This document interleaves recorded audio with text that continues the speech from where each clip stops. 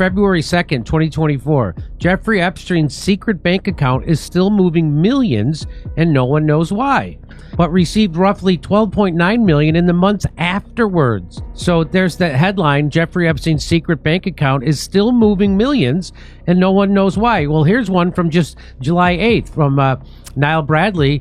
Says 12 million total was transferred from Epstein's estate after he died to an offshore bank account he had previously set up in the Virgin Islands. A lawyer told a local judge it was sent by mistake. This sex trafficking case was very important to the Department of Justice and to me personally. I was appalled, and indeed the whole department was, and frankly, angry to learn of the MCC's failure to adequately secure this prisoner. And found documents unsealed in Epstein's case the day before he died eroded his status in prison. And they believe that coupled with the few interpersonal connections and the fact that he was potentially facing the rest of his life in prison, all were likely contributing factors to his death. The final night in Jeffrey Epstein's cell remains shrouded in mystery. Hours of CCTV footage were released, supposedly to provide answers, yet instead they opened the door to even more questions. Every frame, every movement, and every unsettling silence will now be laid bare. If Jeffrey Epstein never truly died, but was instead removed from public view, the people who would feel the greatest fear are not journalists or casual observers. The real danger would fall upon the political elites, the international tycoons, and the intelligence agencies that once benefited from his network. Epstein was never simply a wealthy man with a private island, he was a node in a system of power, finance, and secrets. If he is alive, he represents a living archive capable of destabilizing some of the world's most influential institutions. For decades, Epstein cultivated ties with US politicians, appearing with them at exclusive galas and whisking them away on his infamous jet, the Lolita Express. The flight logs, already public in part, reveal the names of presidents, senators, and high-profile lobbyists. If Epstein is alive and able to speak freely, those logs become more than historical curiosities, they turn into weapons. What terrifies American politicians is not only the risk of being directly accused of misconducting, but also the exposure of backroom deals arranged in Epstein's carefully curated social environment. Epstein was rumored to hoard political insurance recordings, documents, and journals chronicling his guests and their indiscretions. A single leak could destroy reputations, derail campaigns, and force resignations. In a polarized America, where elections hinge on razor-thin margins, Epstein's testimony or documents could detonate like a political bomb, wiping out careers across the aisle. For some, the mere possibility of his survival is a nightmare scenario. Every handshake, every photo, log may come back to haunt them. The shadow stretches beyond Washington. Across Europe and Asia, Epstein's name has been linked to royalty and billionaires. Prince Andrew, entangled in accusations brought forward by Virginia Gifford, exemplifies how association with Epstein can erode public standing. If Epstein remains alive, any further disclosure could deepen the monarchy's crisis, undermining the institution's fragile legitimacy in the 21st century. The scandal would not remain a personal matter, but could become an existential challenge for the crown. On the billionaire front, figures like Bill Gates and Leslie Wexner would be equally endangered. Gates admitted to meeting Epstein multiple times even after Epstein's 2008 conviction, a revelation that has already tarnished his image. Wexner's financial entanglements were even deeper. Epstein at one point controlled access to his fortune. Should Epstein resurface, he could reveal offshore transfers, secret trusts, and clandestine meetings with world leaders. In the high-stakes world of global finance, reputational collapse equates to a loss of influence and leverage. For these individuals, Epstein's survival would not merely mean embarrassment. It could mean a rapid erosion of the power structures they have spent decades building. Perhaps the most alarmed of all would be the intelligence services, the CIA MI6, and Mossad foremost among them. For years, whispers circulated that Epstein was not just a sex trafficker, but an intelligence asset. His partnership with Ghislaine Maxwell, daughter of Robert Maxwell, a man long suspected of ties to Israeli intelligence, reinforces the notion. According to this view, Epstein's properties functioned as honey traps, gathering compromising material on politicians, businessmen, and diplomats for use in covert operations. If Epstein still lives, the nightmare for these agencies is not that he might reveal the identities of wealthy clients, but that he could expose the mechanics of intelligence campaigns themselves. Surveillance programs, influence operations, even blackmail strategies all could be dragged into the light. Such revelations would not only devastate public trust, but also ignite diplomatic crises as governments confront evidence of interference and manipulation by supposed allies. For intelligence communities, Epstein was a double-edged sword, an asset when under control, but a catastrophic liability if allowed to speak or fall into the hands of adversaries. When one considers these three spheres together with American politicians, international elites, and intelligence operatives, a common thread emerges. All of them harbor something they desperately need hidden. Epstein, alive, embodies the uncontrollable. He knows who flew, who paid, who asked for favors, and who covered up. He may hold recordings, contracts, and confessions. If he chooses, he could destabilize entire governments, ruin dynasties, and cripple agencies sworn to secrecy. The fear is not only about the past, but about losing control over the present and future. A single statement from Epstein could alter the trajectory of an election, trigger the abdication of a royal figure, or collapse public faith in intelligence institutions. That is why, for many in power, it is not enough that Epstein is presumed dead. They must ensure he stays silenced forever. His survival would be more threatening than his life imprisonment, because a hidden Epstein could reemerge at any moment, unleashing chaos that no political machine, billionaire empire, or clandestine service could fully contain. Thus, if Epstein is alive, the most threatened people are not ordinary citizens, but the very architects of global influence. Politicians who courted his favor, royals who leaned on his discretion, and agencies that may have exploited his operations, all would be forced into a state of permanent defense.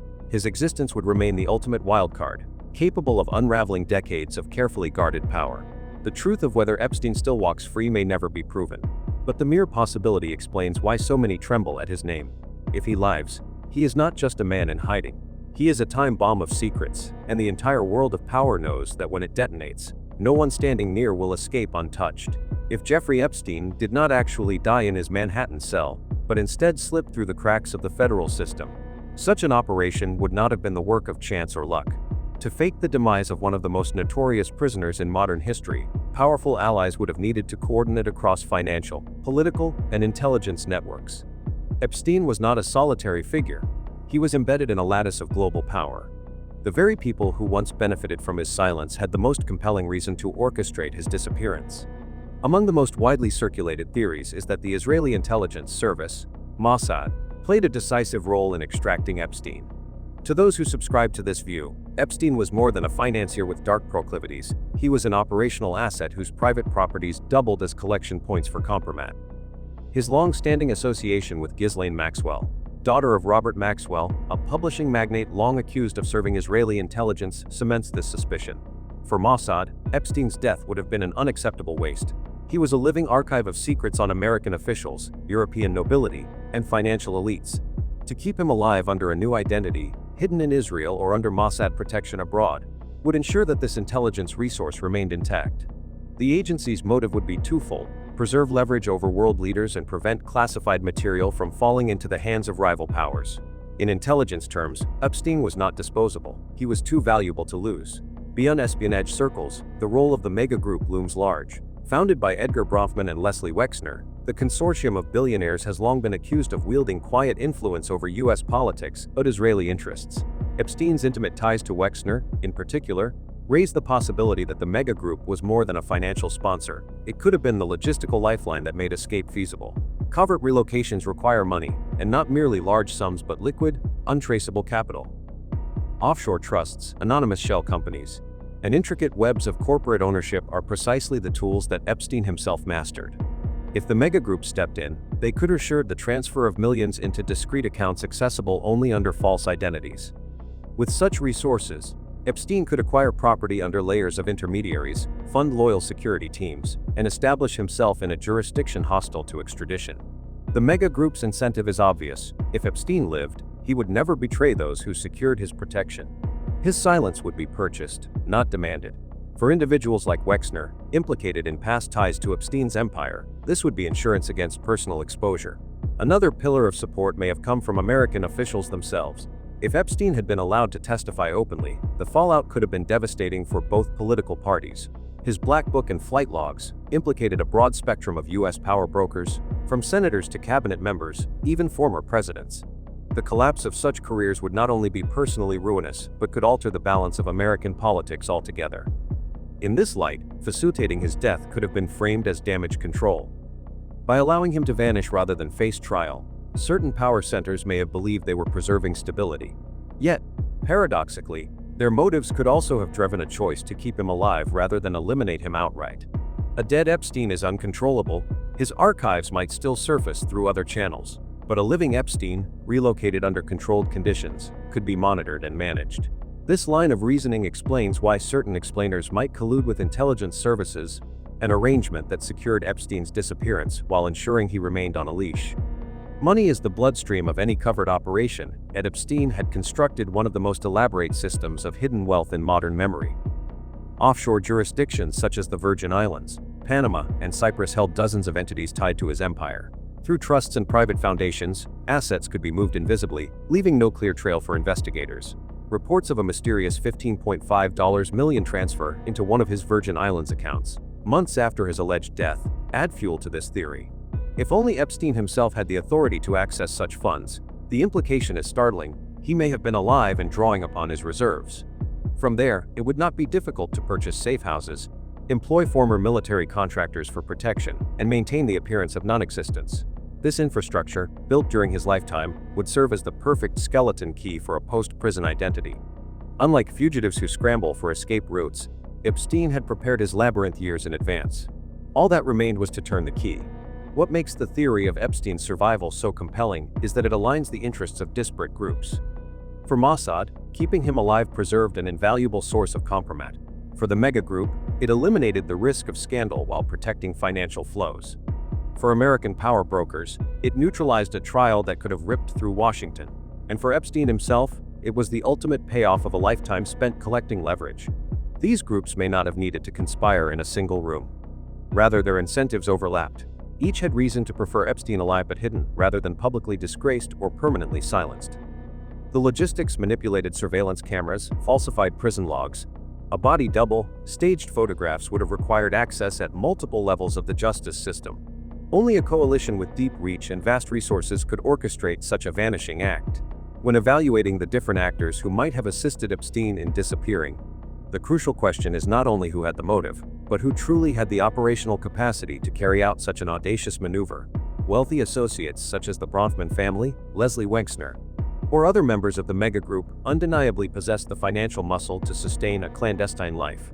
Their offshore trusts, secretive bank structures, and extensive philanthropy networks created the financial scaffolding that could quietly bankroll an exile. Yet money alone cannot extract a high-profile prisoner from one of the most surveilled federal facilities in the United States, nor can it guarantee safe passage and long-term protection from both media scrutiny and state investigators.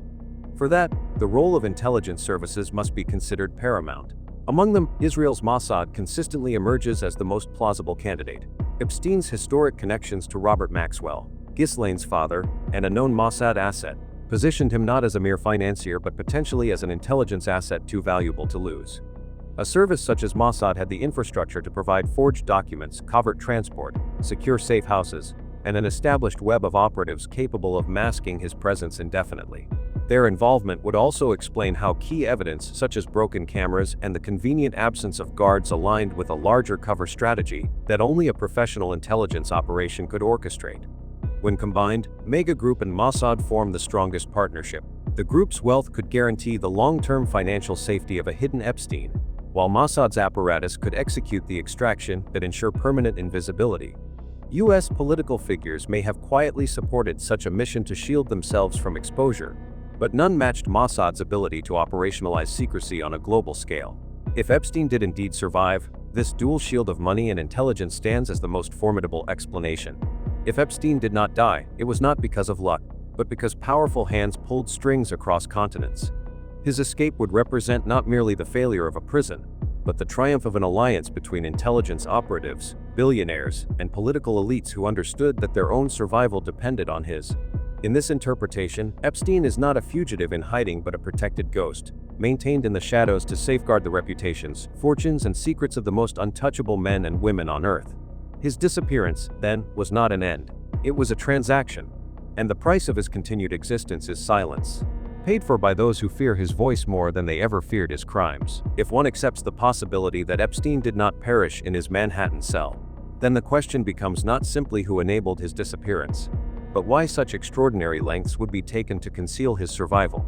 The most immediate explanation lies in the protection of an elite clientele. Epstein's meticulously guarded black book contained names spanning presidents, princes, industrial titans, and entertainment magnates. Should he have lived openly, even under house arrest, the risk of disclosure, whether through testimony, leaked documents, or coded communication, would imperil reputations powerful enough to trigger geopolitical shockwaves. Shielding him from public view became synonymous with shielding those individuals from scandal, indictment, or total collapse of their public standing. Beyond shielding influential figures, there was a deeper intelligence calculus. If Epstein truly operated as an asset for Mossad or in cooperation with Western agencies, his exposure would unravel covert strategies cultivated over decades. Networks that relied on clandestine leverage, compromat, financial surveillance, or diplomatic influence could be compromised overnight. Thus, maintaining the illusion of death was not merely about silencing a criminal, but about preserving the integrity of espionage pipelines, stretching from Washington to Tel Aviv and beyond. Intelligence communities, obsessive about continuity and secrecy, could not risk a man like Epstein testifying in an uncontrolled courtroom. Legal retribution formed another pressure point. Scores of survivors, advocates, and attorneys were preparing aggressive litigation. Had Epstein remained alive within the U.S. justice system, discovery processes might have unearthed archives of damning material, opening the door to both astronomical settlements and criminal exposure for associates. By erasing him from the judicial map, whether literally or symbolically, those processes could be stifled before they reached their explosive potential. Survivors would be left with fragments, chasing estates rather than live testimony. Finally, Epstein's value as an ongoing instrument of coercion cannot be overlooked. A man presumed dead yet kept alive in secrecy becomes the ultimate bargaining chip. He could continue advising, coordinating, or even threatening disclosure through intermediaries, ensuring that his backers retained leverage over key global players. In this framework, his concealment was not a passive act of hiding, but an active strategy of influence maintenance. Rather than extinguishing the network, staging his death may have been the mechanism that allowed it to survive under deeper shadows. The decision to obscure Epstein's continued existence, if that is indeed what happened, did not occur in isolation. Once the choice was made to erase him publicly, the logical consequence was that every loose end capable of undermining that illusion had to be silenced as well. Protecting the names in his client lists, or preserving his intelligence connections would be meaningless if witnesses, victims, or accomplices could still expose the larger design. For that reason, the concealment of Epstein himself inevitably spilled over into a broader campaign of suppression, targeting anyone whose testimony or survival threatened the fragile narrative of his death. What emerged in the months and years following his supposed kill himself was not merely coincidence, but a chilling pattern. Associates who once stood close to him, facilitators who might have negotiated on his behalf, and even victims who spoke too directly began to vanish under suspicious circumstances. Some were declared killed himself, others fell to OD or improbable accidents, but together their disappearances functioned as an unmistakable message. Silence was mandatory, and disclosure carried a mortal cost. This alignment between the motive to keep Epstein invisible and the sudden elimination of key figures is too sharp to ignore. The illusion of his death could only hold if the circle of those who knew otherwise shrank with each passing year. Thus, the concealment of one man's survival appears to have required the orchestration of multiple deaths, weaving secrecy into a ruthless survival strategy. If the concealment of Epstein's true fate required silencing those who could destabilize the illusion, then the years following his supposed demise provided chilling confirmation.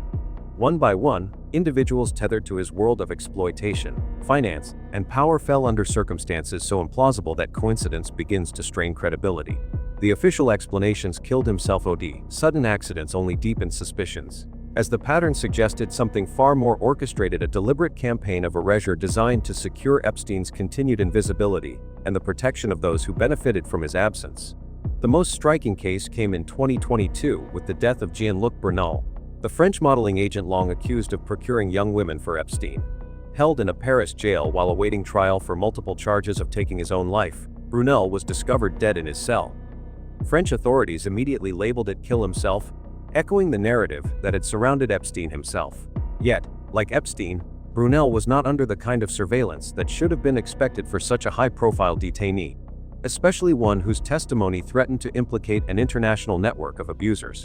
His sudden silence ensured that countless questions about recruitment pipelines in Europe would never be answered, neatly preventing names, dates, and operations from surfacing in open court. Another suspicious death was that of Mark Middleton, a former White House aide under President Bill Clinton who had facilitated Epstein's entry into the highest corridors of American politics. Middleton was found dead inside a vehicle, the scene staged in a manner almost theatrical in its strangeness. Despite the bizarre circumstances, his death was recorded as taking his own life. The timing was notable because scrutiny of Epstein's White House visitor logs had begun to intensify, and Middleton's connections could have clarified exactly how Epstein gained repeated access. By eliminating Middleton, investigators lost a key witness who might have detailed the depth of Epstein's influence in Washington. Even more ominous was the public statement of Virginia Giuffre, one of Epstein's most vocal accusers. Long before her civil suits against Prince Andrew and others gained traction, she warned, "If I died in a kill myself, I didn't. I was silenced." Her words underscored a climate of terror in which survivors of Epstein's abuse lived, aware that exposure placed them in mortal danger. Giuffre has remained alive, but her preemptive declaration resonates as a symbol of how precarious survival can be for those threatening to pierce the veil of secrecy. Her defiance crystallized the perception that the machinery protecting Epstein or his memory operates with ruthless efficiency, ensuring that certain truths never reach daylight. The pattern extended further. Several lesser-known individuals linked to Epstein's social or logistical apparatus met untimely ends: sudden falls from buildings, inexplicable kill himself. Alone, any one of these could be dismissed as tragic misfortune.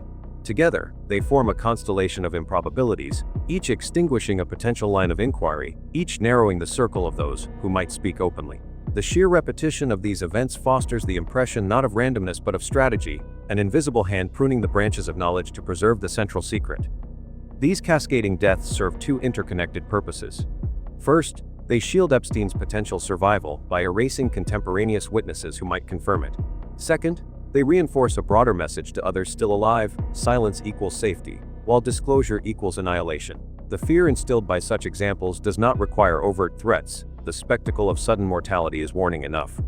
Within this climate, speculation about Epstein's continued existence thrives, precisely because the elimination of key figures appears to sustain the illusion of his death. Thus, the chain of unnatural deaths cannot be understood as isolated tragedies. They must be read as part of the architecture of concealment, a scaffolding of intimidation and destruction erected to maintain a single narrative. When Jean-Luc Brunel is found killed himself, when Mark Middleton is discovered in a grotesquely staged tableau, when victims voice fear of being forced to kill himself, the cumulative effect is unmistakable. Each case folds into the larger hypothesis that Epstein was extracted rather than extinguished, his removal from the public eye achieved through substitution and suppression rather than finality. And the transition from concealment to elimination is seamless. The same logic that demands Epstein's disappearance necessitates the disappearance of others. In that sense, every suspicious death surrounding the network is not a footnote but a reinforcement of the central claim. They illuminate the possibility that Epstein's story did not end in a Manhattan jail cell, but continues in shadow, his survival paid for by the silence, and sometimes the lives of those who might have confirmed it. If the narrative of Jeffrey Epstein's death was constructed through carefully worded press releases and official reports, it was destabilized by the very medium that had made him a global figure of suspicion, images, and video. From leaked morgue photographs to drone footage, from inconsistencies in crime scene visuals to shaky viral clips, a mosaic of visual evidence has emerged that fuels the idea Epstein did not die in a New York jail, but instead vanished into a shadow life. The reliability of these materials varies, yet taken together they form a critical strand of the survival hypothesis.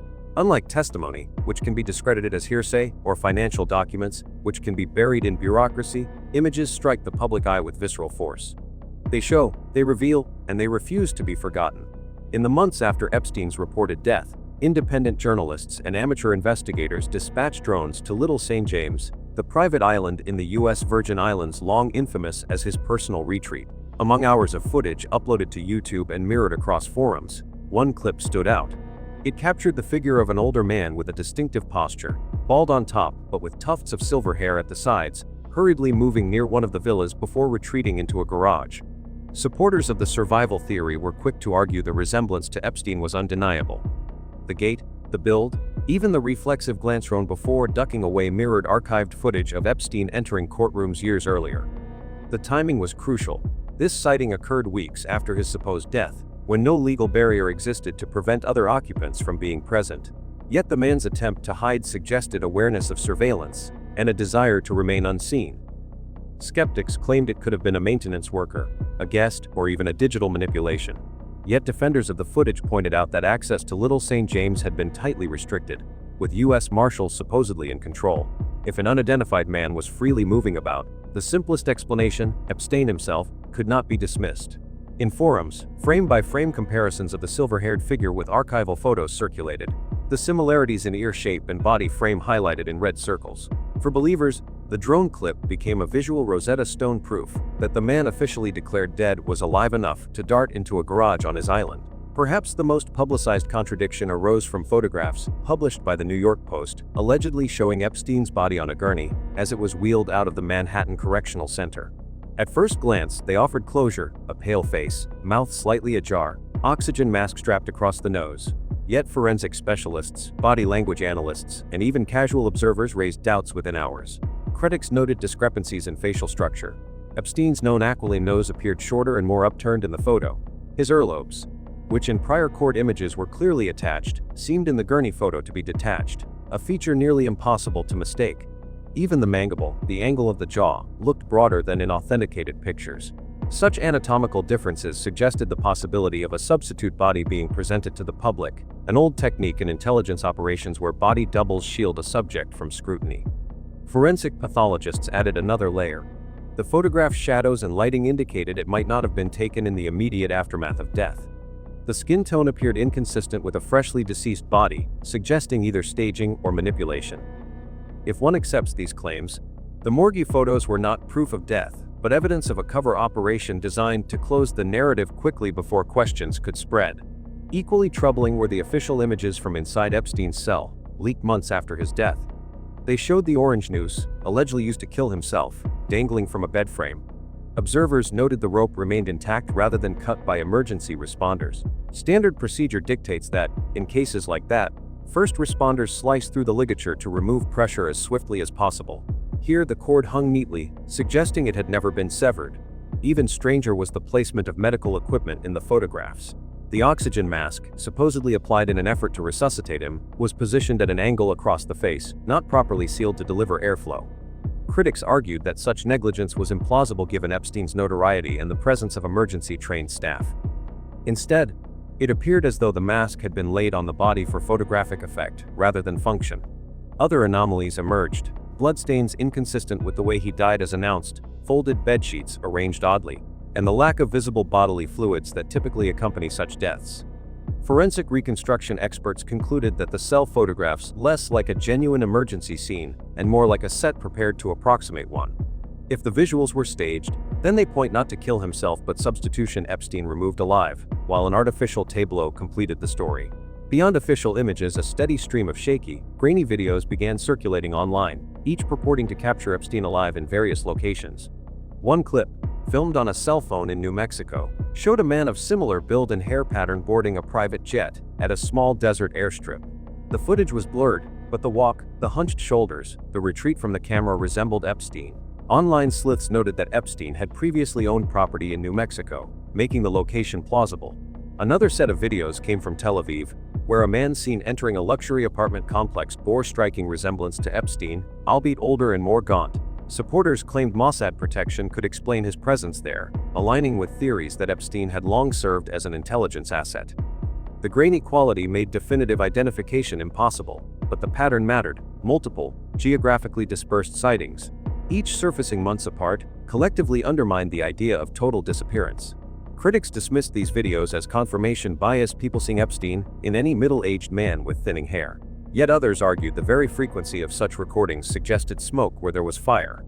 Intelligence agencies had long utilized relocation strategies, and Epstein, with his vast network, would have been an ideal candidate for a ghost life in Tel Aviv, Buenos Aires, or other global havens. The power of these images lies not in their conclusiveness but in their accumulation. A drone clip alone can be dismissed, morgue photos alone can be explained away, a shaky video alone can be forgotten. But together, they create a tapestry of doubt that challenges the official narrative more powerfully than any single witness statement or leaked memo could.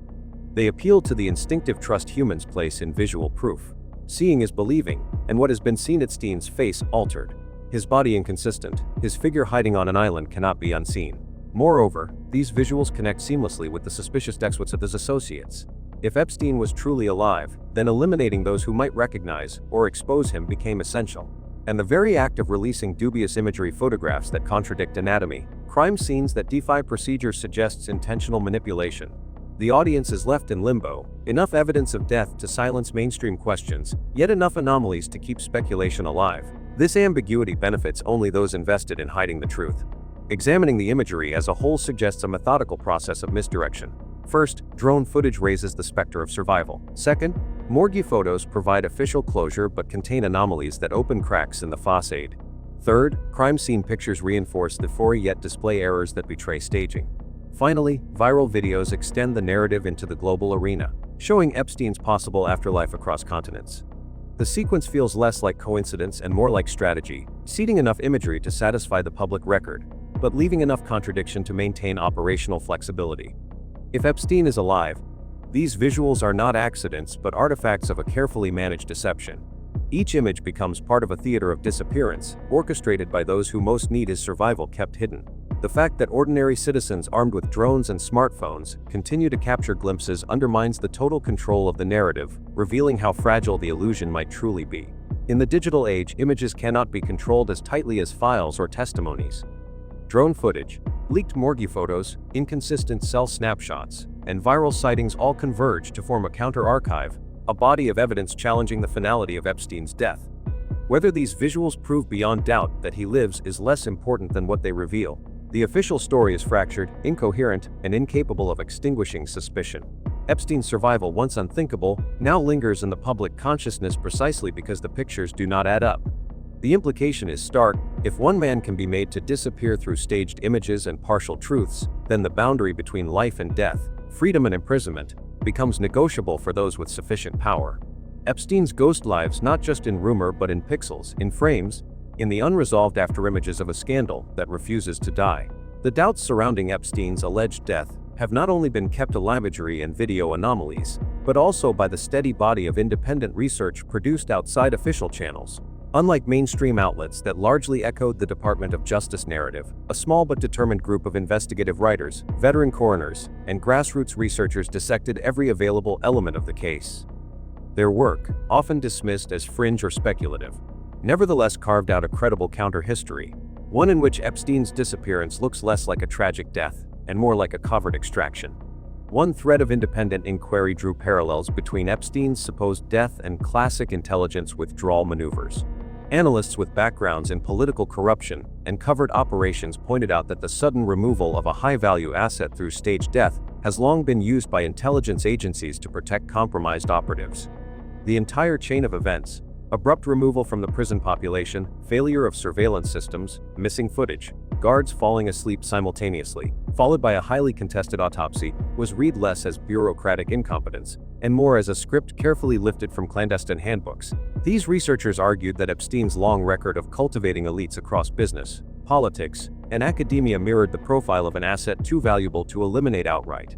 Instead, they claimed, his death represented a controlled disappearance, a calculated vanishing designed not to silence him permanently, but to preserve his utility away from the public stage. The fact that narratives around his demise were inconsistent across different authorities only deepened this suspicion. Another line of analysis focused on the question of who benefited most from Epstein's absence. Independent journalists who had previously gated elite abuse networks argued that keeping him dead in public perception was the surest way to safeguard ongoing leverage. Their position was clear: Epstein was less an individual predator than a dangerous asset, a man whose archive of client interactions, flight logs, and surveillance recordings could destabilize governments, corporations, and intelligence communities. If alive, he remained controllable, a pawn shielded from testimony but still capable of serving as a silent vault of information. If truly dead, that vault risked spilling open either through whistleblowers or through a destabilizing scramble for his material legacy. Thus, disappearance through staged death offered a compromise. The public was pacified with the illusion of closure, while the asset remained preserved for those still able to exploit him. Equally critical to the counter-narrative was the dissenting assessment of the physical evidence itself. A renowned forensic pathologist who once held one of the most prestigious positions in New York City reviewed photographs of Epstein's neck and concluded that the marks were caused by someone, not by himself.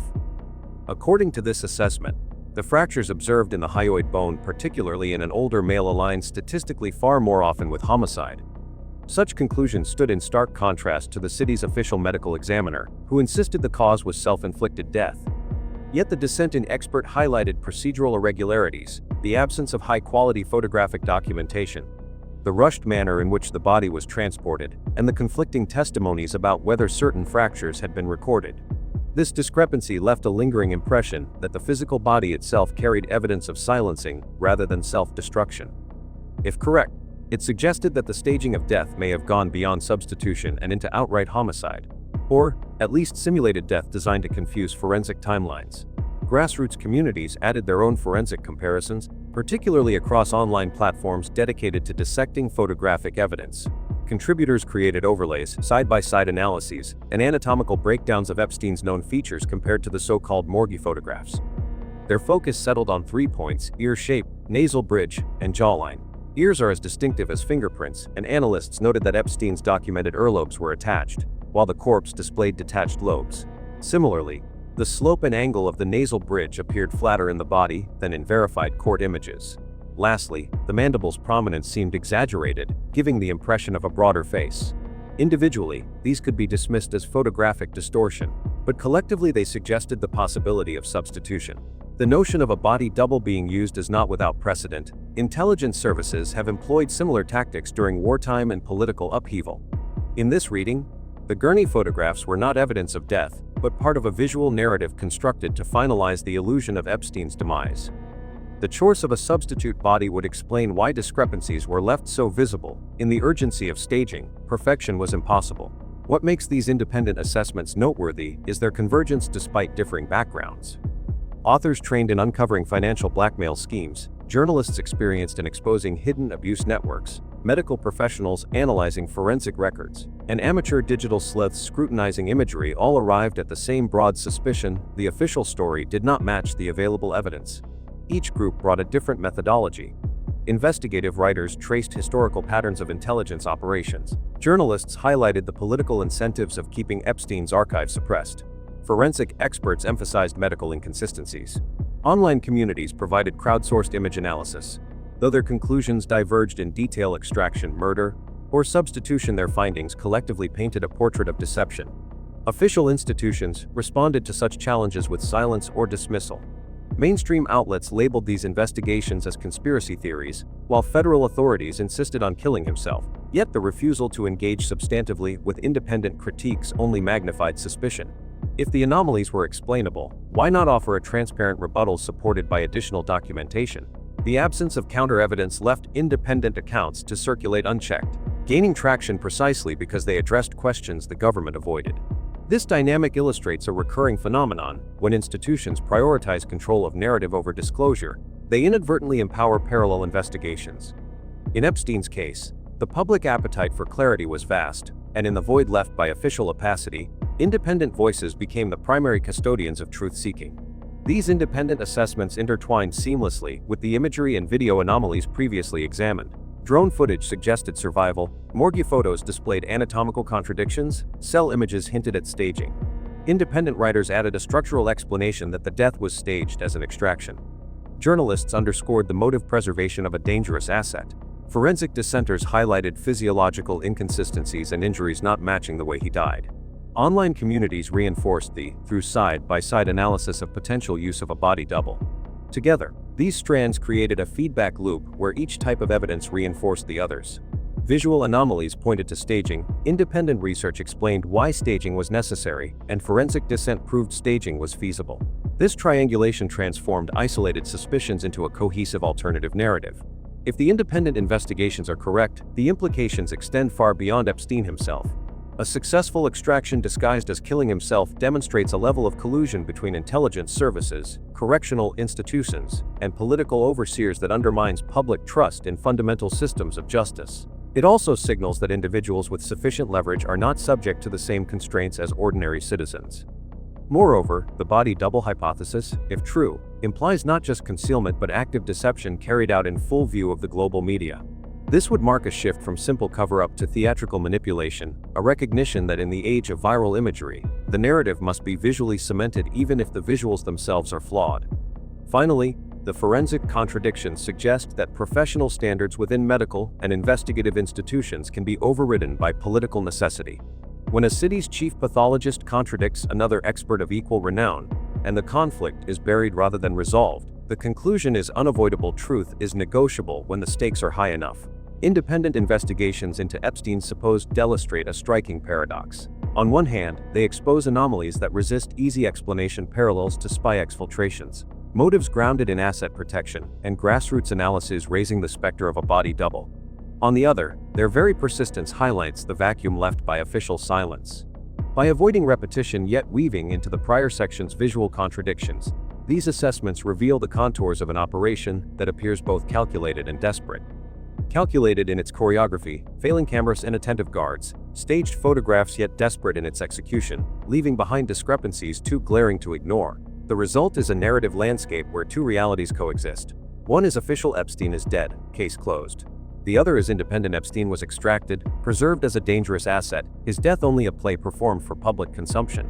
Which is true may remain unknown, but the fact that such a schism exists at all proves how fragile institutional credibility has become. Following the disputes over imagery, forensic contradictions, and independent investigations, attention naturally shifts to the tangible world of Epstein's property empire.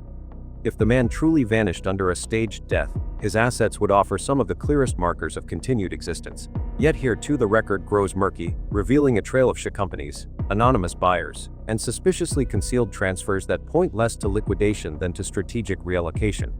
Located in New Mexico, the Zorro Ranch was among the crown jewels of Epstein's real estate portfolio. The estate's size, tens of thousands of acres, granted it geographic isolation and near total privacy. For years, investigators and journalists alleged that it had been used both as a retreat for Epstein and his guests, and as a logistical hub for activities hidden from scrutiny. After Epstein's supposed death, the property was quietly placed on the market. Reports emerged that the estate had been acquired, but the transaction was shrouded in secrecy, with the purchaser's identity kept deliberately undisclosed. The sale's opaque nature raised questions: why conceal the buyer of a property that had already become notorious worldwide? In conventional high-value real estate transfers, anonymity can be explained by privacy or tax considerations. But in this case, the secrecy only fueled speculation that the purchaser was not a new outsider, but perhaps Epstein himself or representatives acting on his acquiring the property through a trust or limited liability entity. This hypothesis aligned with the extraction theory, suggesting he might have simply resumed control over his own assets under an altered legal identity.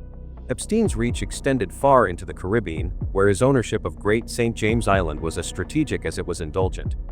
Unlike Little St. James, which had already attracted attention as a supposed pleasure island, Great St. James was less notorious and better positioned for low-visibility activity. After his disappearance from public life, the island too was reportedly sold. Yet, as with Zorro Ranch, details of the transaction were sparse, with ownership passing into a labyrinth of offshore entities that resisted public disclosure. Independent researchers examining land registries noted that the transfers coincided with moments of intense media coverage, almost as if the timing was designed to minimize scrutiny. More curiously, filings suggested the possibility of intercompany transfers rather than genuine market sales. In such a scenario, the asset does not truly leave the control of the original owner, but is cycled through different holding vehicles. For Epstein, this would mean that even after death, the island remained effectively under his reach, though hidden behind legal camouflage. Little St. James remains the most symbolically charged of Epstein's properties, often dubbed Pedophile Island in media shorthand. After his death, it became both a crime scene and a subject of public fascination. Journalists documented the strange architecture, the temple-like structure painted in blue and white stripes, and the underground facilities rumored, but never fully verified. The expectation was that this island, too, would eventually be liquidated to satisfy the estate's obligations to victims. However, what happened after Epstein's alleged death only deepened the mystery. Drone footage circulated online showed what appeared to be a graying hair and a build resembling Epstein's, moving quickly toward a garage structure on the island.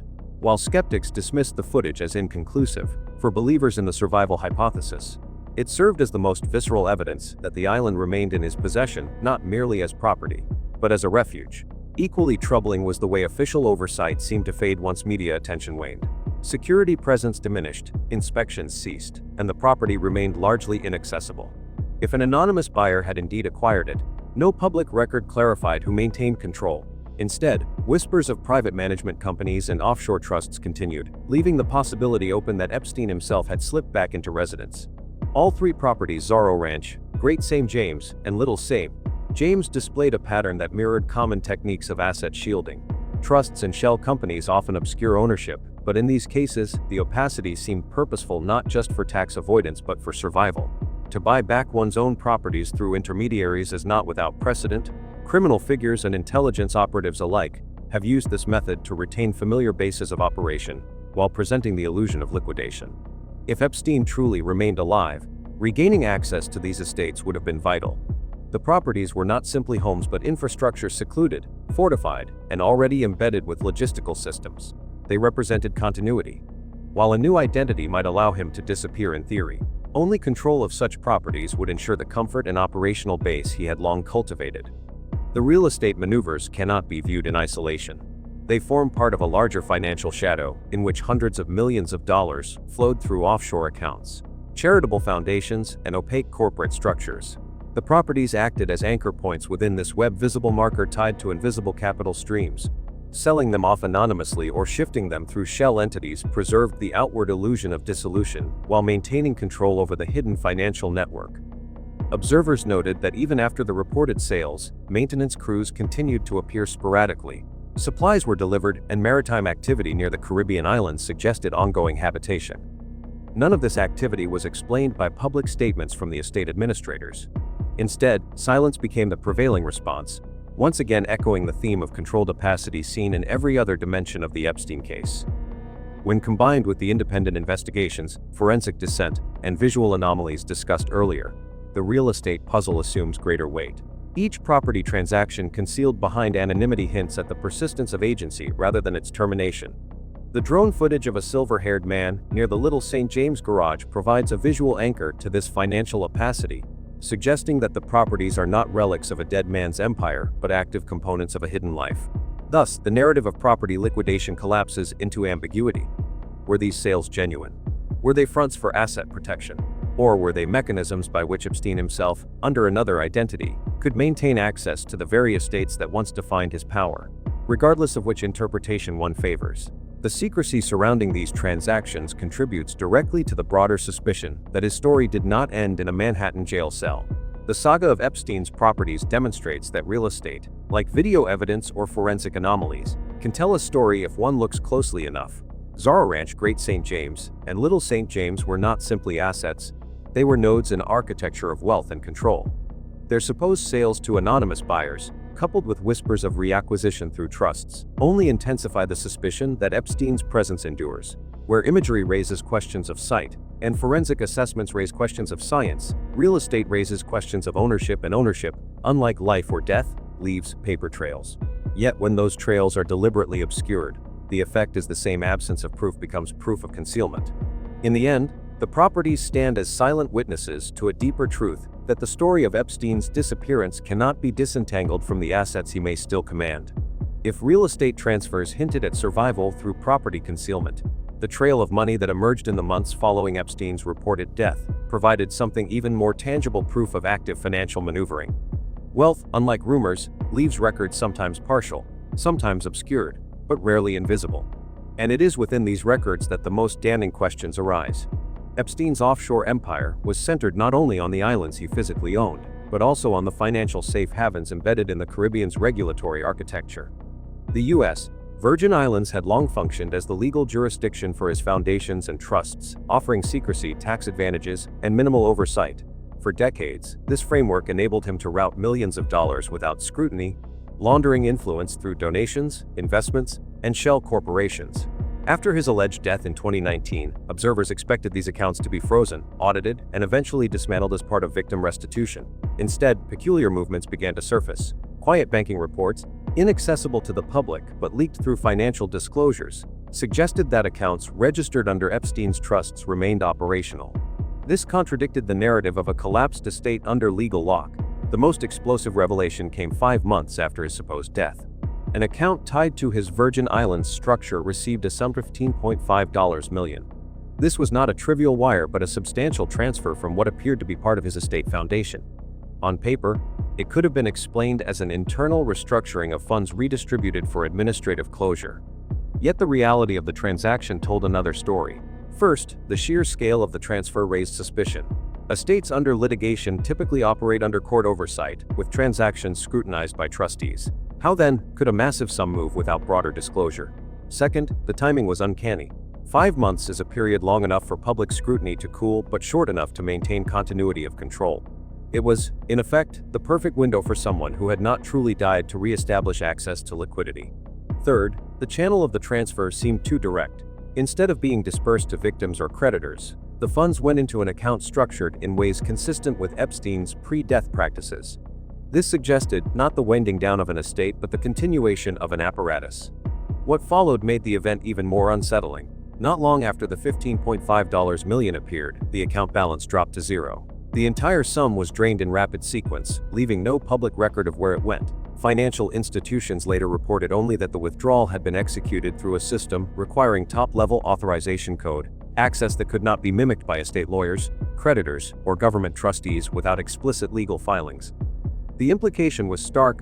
Whoever accessed those accounts did so with the same authority and insider knowledge as Epstein himself.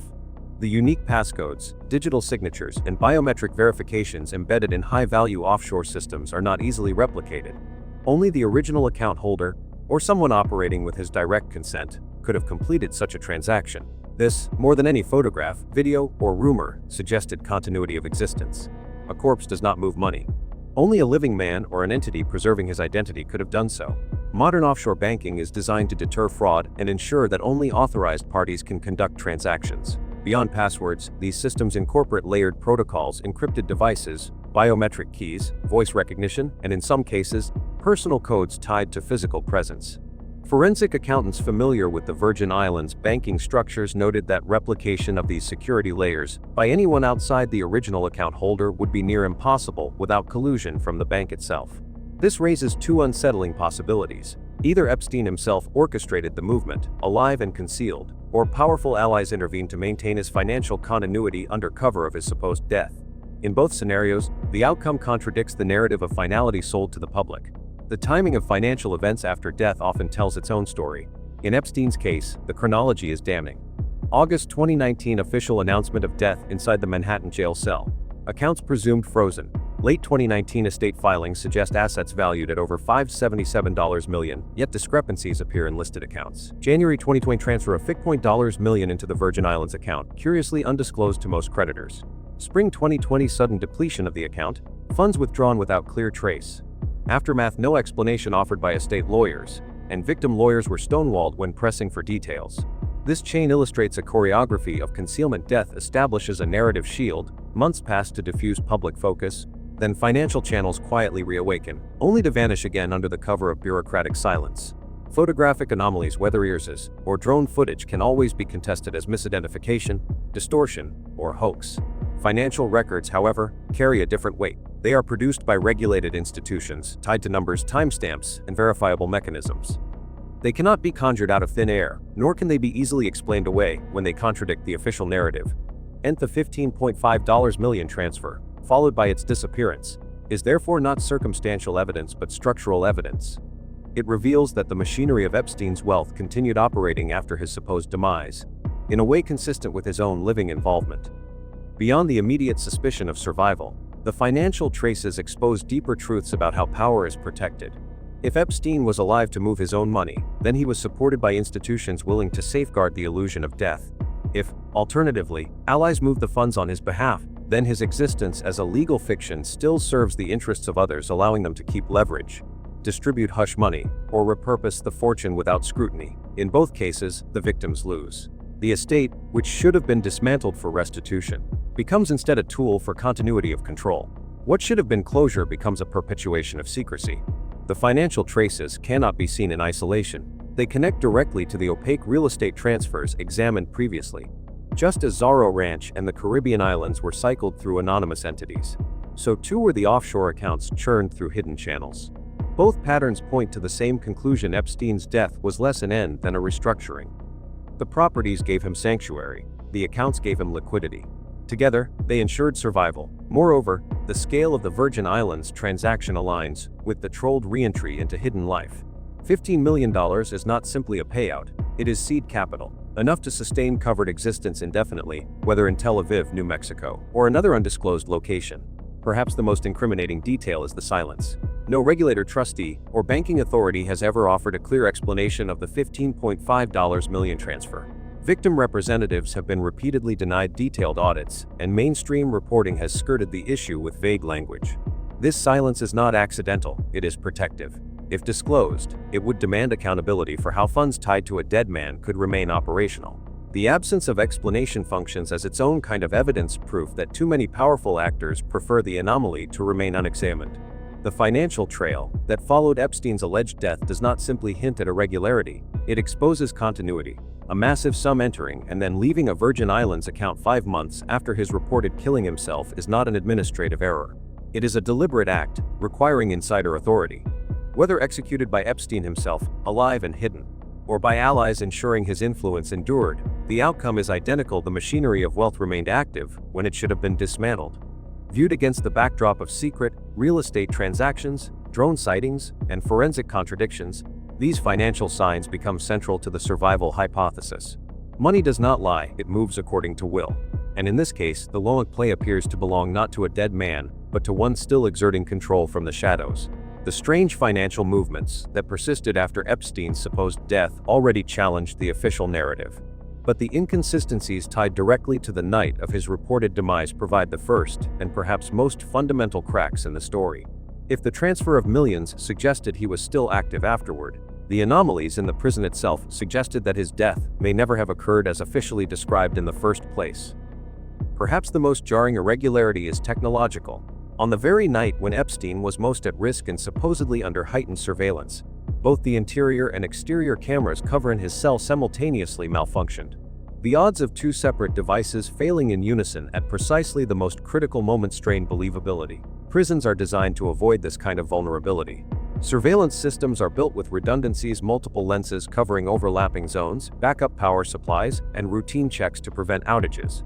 Yet somehow, the two lenses most vital to documenting Epstein's final hours went dark at the same time. Officials offered vague explanations ranging from technical glitches to data corruption. But none of these explanations accounted for the remarkable coincidence that only the cameras surrounding his cell, and no others, stopped functioning. The absence of footage meant that what should have been the most documented moment in a high-security prison became a black hole. And in that void, almost any story could be written. Equally perplexing was the behavior of the two correctional officers responsible for monitoring Epstein's unit. On the night in question, both guards claimed to have fallen asleep during their shifts, later falsifying logbooks to suggest they had conducted required checks. Normally, dereliction of this magnitude would result in severe criminal penalties. Yet the guards, after minimal legal consequences, walked free. This leniency raises pressing questions. Were they complicit in something greater, or were they scapegoats in a carefully crafted cover-up? Either way, the outcome is unprecedented. Federal correctional officers caught forging records in such a high-profile case would almost certainly face prison time themselves. Their avoidance of punishment implies higher-level intervention, as though prosecuting them might risk exposing deeper truths about what really occurred that night. The combination of simultaneous camera failure and derelict guards did more than create negligence. It created the perfect vacuum for alternative operations to unfold. If one turns to physical evidence, the irregularities only deepen. Photographs from the autopsy, later released to the press, revealed a body with facial structures that did not precisely match Epstein's. Forensic analysts pointed to the ears, noting that the cartilage folds were inconsistent with earlier images of Epstein alive. The nose also appeared altered, with sharper angles inconsistent with his well-documented appearance. Perhaps even more troubling were the details surrounding the supposed ligature. The makeshift noose, allegedly fashioned from torn fabric, was found intact rather than cut open, even though first responders typically slice such material immediately to attempt resuscitation. The oxygen mask seen in photos was positioned incorrectly, further fueling suspicion that standard emergency procedures were not followed or that the entire staging had been mishandled. The visual evidence, instead of reassuring the public, introduced new doubts. If the corpse itself bore inconsistencies, then the possibility of substitution for a body double or manipulated display could not be dismissed outright. Adding to the confusion were the testimonies of inmates housed near Epstein's cell. Several reported hearing a loud cry or shout during the night, a noise inconsistent with the silent, solitary act of killing oneself. A self-inflicted death by ligature, particularly in a space, rarely produces such vocalization. The description suggested either a struggle or the intervention of another person. Prison administrators quickly dismissed these accounts, claiming inmates were unreliable witnesses. Yet in an environment where every detail of security is usually cross-verified, dismissing multiple consistent reports appeared less like skepticism and more like suppression. If there had been a confrontation, the missing surveillance footage would have been the only impartial record of exactly the piece of evidence that had vanished. When taken in isolation, each irregularity might be explained away as negligence, coincidence, or bureaucratic failure. But when placed against the backdrop of the financial movements documented months later, the picture sharpens into something far less innocent. The camera failures and sleeping guards created the conditions for substitution or removal. The inconsistent forensic images provided the visual uncertainty necessary for plausible deniability. The cries in the night hinted at a struggle inconsistent with self-inflicted death, and months later, the reactivation of his wealth suggested continuity of life. Each element builds upon the next, forming a sequence. Step 1. Create a gap in observation through camera failure. Step 2. Ensure no immediate human witnesses through inattentive guards. Step 3. Insert forensic irregularities to confuse the physical record. Step 4. Maintain plausible exit scenarios through conflicting testimony. Step 5. Reassert presence indirectly via financial transactions. This sequence rides less like chaos and more like choreography, the kind of controlled environment that intelligence services or highly connected elites might orchestrate. Alignment of all anomalies. In ordinary circumstances, a prison death may involve a lapse in guard attention or a technical malfunction. Rarely do multiple systems, technological, human, and forensic, fail in perfect synchronization. Such synchronization suggests deliberate engineering. If the cameras had continued recording, if the guards had remained awake, if the autopsy had matched seamlessly, the survival hypothesis would have little ground. Instead, every layer of evidence malfunctioned or contradicted the official account, building a scaffolding for alternative theories. The irregular signs of his death, therefore, do not stand apart from the larger investigation. They serve as the foundation. They are the night's fingerprints, the forensic smoke before the financial fire. The night of Epstein's supposed death was not simply a tragedy of negligence, it was a convergence of anomalies. Cameras that went dark together, guards who falsified records yet faced minimal punishment, forensic photographs that misaligned with known anatomy, and inmate testimonies of cries in the dark all point toward a reality different from the official script. When these irregularities are seen in light of subsequent financial activity, the narrative of killing himself collapses under its own contradictions. What emerges instead is the outline of a carefully managed event and extraction disguised as death.